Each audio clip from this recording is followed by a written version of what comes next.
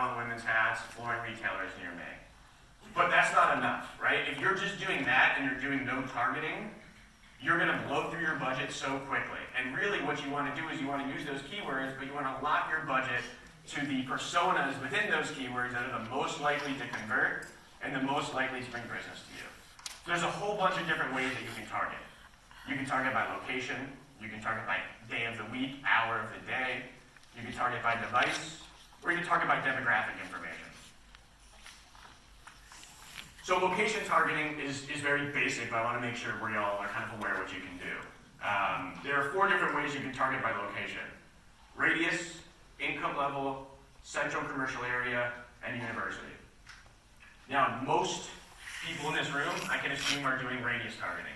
So I want to target a 20 or 30 mile radius around my store.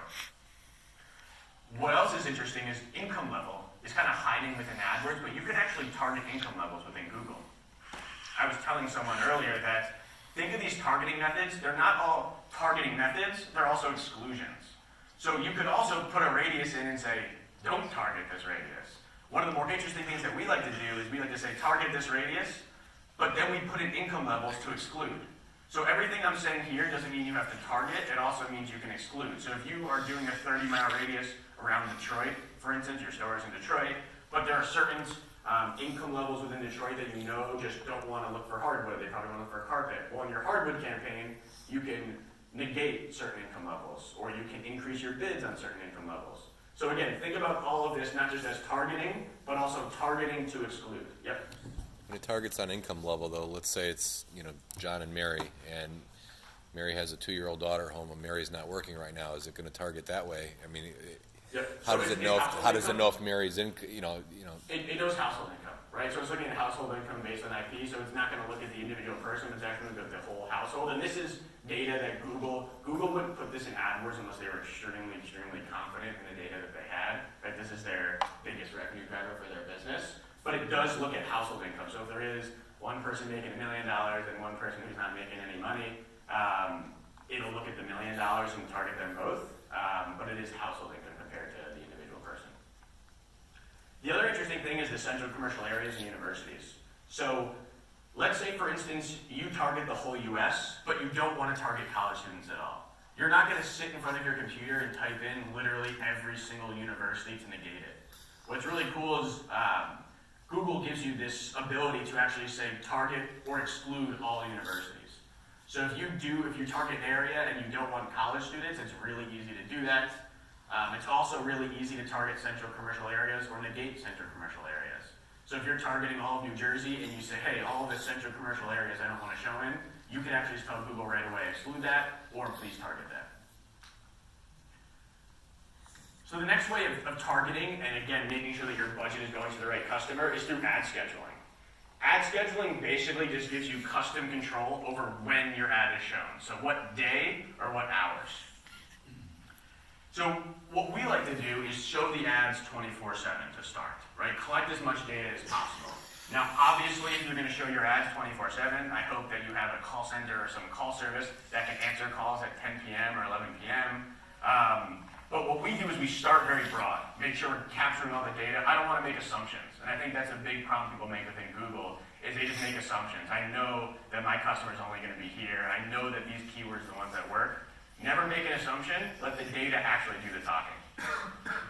So good ways that you can segment this, and the way I would suggest you guys segment it, is you do want to show 24 hours, but I would segment it with business hours and off business hours. And what you can do is you can tell Google to increase your bids or increase your budget during business hours and decrease your bids and decrease your budget during off business hours. That way you still have a presence, but you're not paying the same price you would pay during business hours. The other thing you can do is you can segment it morning, lunch, afternoon. So if you want to decrease your bids during lunch or decrease your budget or just not show your ads during lunch, you can do that as well. So I showed an example up here of just showing Monday to Sunday 24/7, but you can still show 24/7 but customize it a little bit into clusters. And I'd highly recommend starting with some sort of clusters, probably just business hours and non-business hours, and then take it from there. The next way you can target is devices. So you can actually increase your budget or your bids for each device. That's computers, mobile devices, and tablets. I know I talked earlier that 72% of all searches happen on mobile, but if you don't have a mobile website, you can tell Google, hey, decrease my bids on mobile. I know consumers are coming to look for me, but please decrease my bids on mobile. One thing I want to note in terms of, let's say I want to exclude mobile. Let's say I want to exclude mobile, or let's say I want to exclude computers. Or even going backwards, let's say I want to exclude Fridays. There's actually no real way to do that. Google tries to hide this from you, but if you ever want to do any of these exclusions like I'm talking about, you have to give them what's called a negative 100% bid adjustment. So I'll ask you to say, hey, do you want to put a bid adjustment in here? Which says, hey, I want to increase my bids because this device is really important to me, this day of the week is really important to me, maybe this gender is really important to me. Well, in order to turn them off, so in other words, to exclude, you actually have to give it a negative 100% bid adjustment. So if you're trying to figure out how to exclude one of these days or how to exclude one of these devices or locations, just remember, you're not going crazy. There is no exclude button. You just have to put in a negative 100%.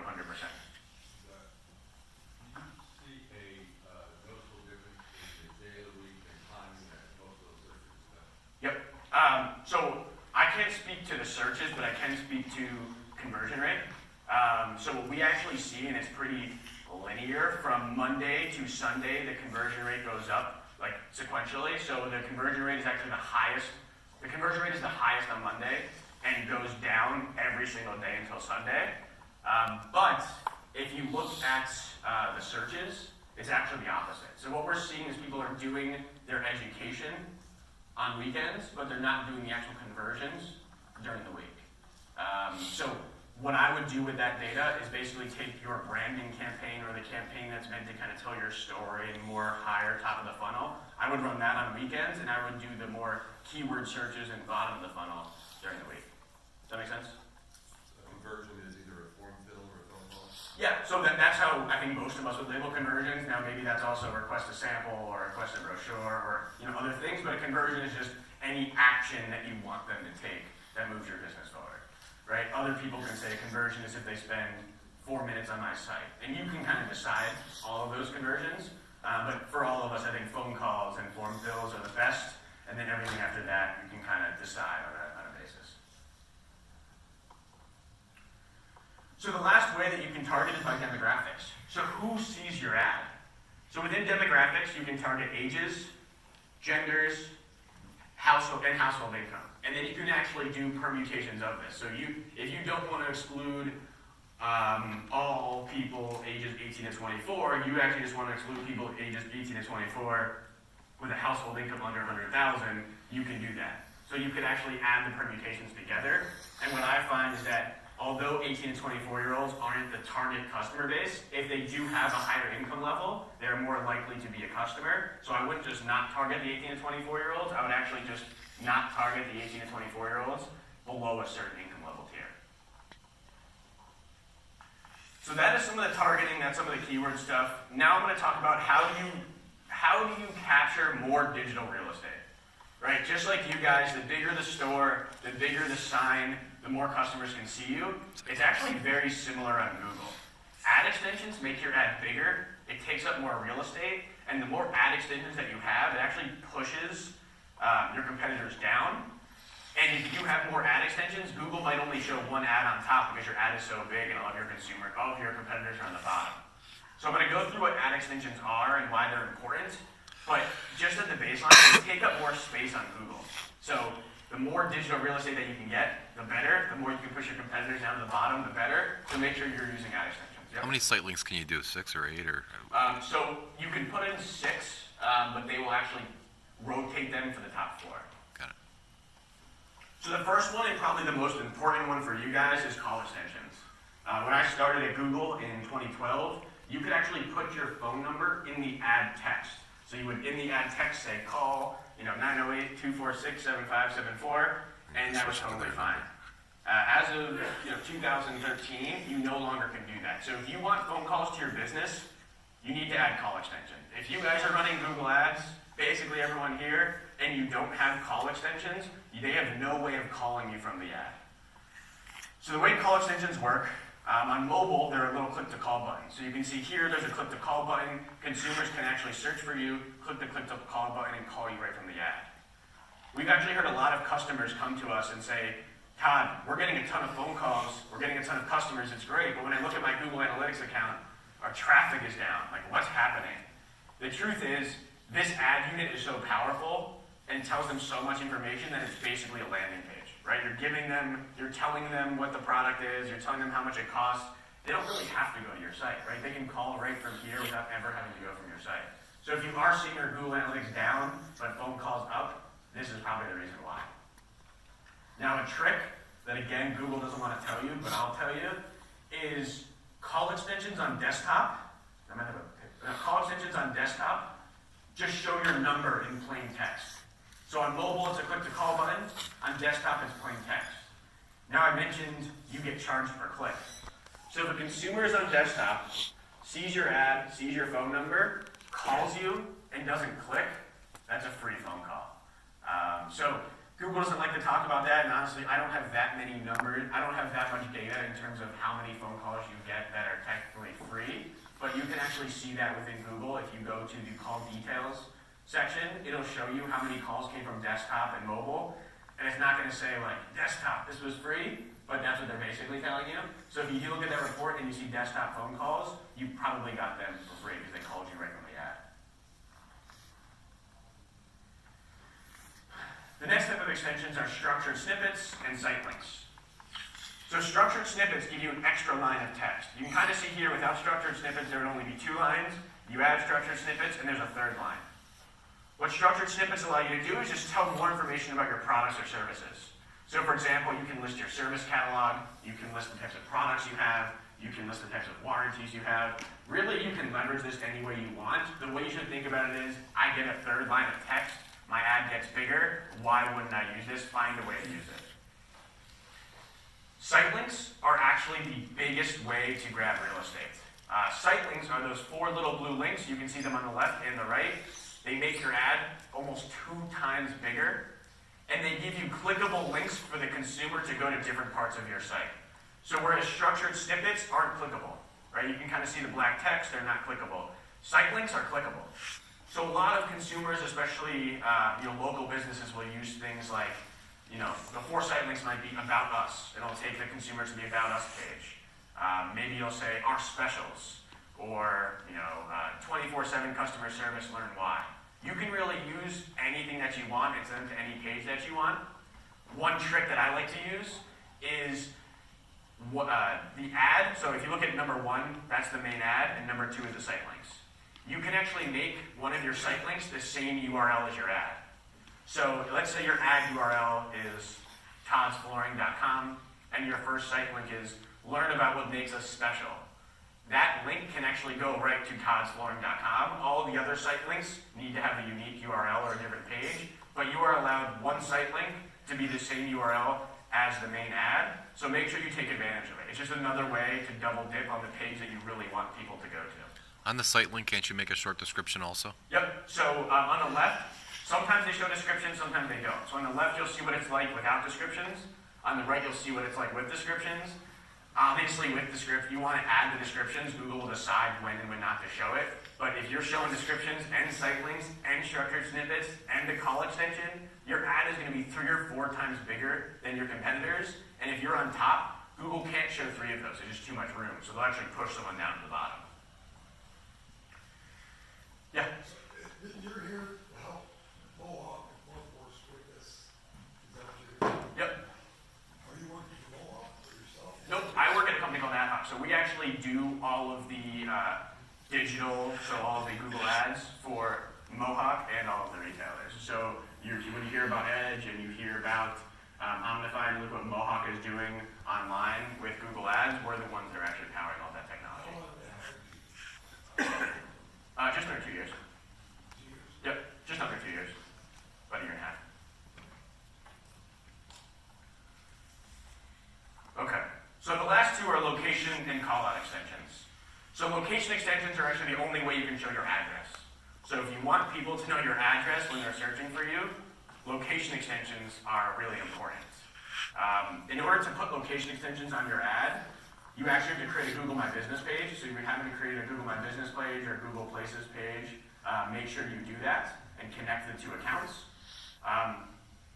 consumers will only see your address if they're in a 30-mile radius. So you don't have to worry about someone who's 60 miles away and they're searching for you. They're not going to see your address. They'll only see you if they're within 30 miles of your actual store. The last one is callouts. Callouts to me are also really, really important. This is a fourth line of text you can add. These are very similar to structured snippets, but they're unstructured. So structured snippets, you have to take one of the categories, whether it's products or services or a couple of the other categories that they have, and then you can fill out the information. Callouts is whatever information you want to talk about that makes you different, and it'll actually show it in the ad with bullet points. So you can say things like 24/7 customer service, or family owned and operated, or in business since 1958. You can just say whatever you want that makes you different. Again, these are not clickable, but it does make your ad bigger, and I would highly suggest using all of these extensions where they make sense. And I want to show you what that means on desktop and mobile. So on desktop, you can kind of see the 4 different ads. On mobile, you can see 2 different ads, and there's certain things I want to point out. So laser pointer? No. So if you look at the desktop side and you look at ad number 4, you'll actually see the phone number, the call extension that I'm talking about. So that's a desktop call extension in plain text. If I see that and I click on that ad, and I call that number without clicking on it, it's a free phone call. If I click on it, you get charged for that click. If you look at ad number 1 on the desktop side, you'll see the location extension. You'll see actually the address and that place is closed today. And if you click on that little hours button, it'll actually show you the hours right there. If you look to the right on the mobile side, and you look at ad number 1, you'll see site links. So those are mobile site links. They're little carousel of site links that a consumer can scroll through. If they click on one, they'll be taken to that specific page. And then if you look at ad number 2, you'll see the call extension, right? So again, that's the mobile call extension where they can click the call right from there and give your business a call. Yep. Are there extra charges for these extensions? That's a great question. Google used to charge $1 for each extra phone call you got because it cost them money to actually put that on there. Now all these extensions are free. Every single thing that I've talked about in terms of extensions are completely free. The one really cool thing that they made free at Google probably a year ago was they'll actually give you a free Google forwarding number. Now why is that important? Because Google can't track how many phone calls you're getting unless you use a Google forwarding number. So if you let Google use a Google forwarding number totally for free, it'll display a local number in your area that'll go directly to your number. But what Google's then able to report to you is how many phone calls you got, which keyword triggered those phone calls, and how long the phone call lasted. So what we like to do is say, okay, in order to mark a phone call as a conversion, I'm not going to sit there and listen to it. Google can't listen to all the phone calls and be like, yep, that was a good call, that was a bad call, that was a good call. They probably could,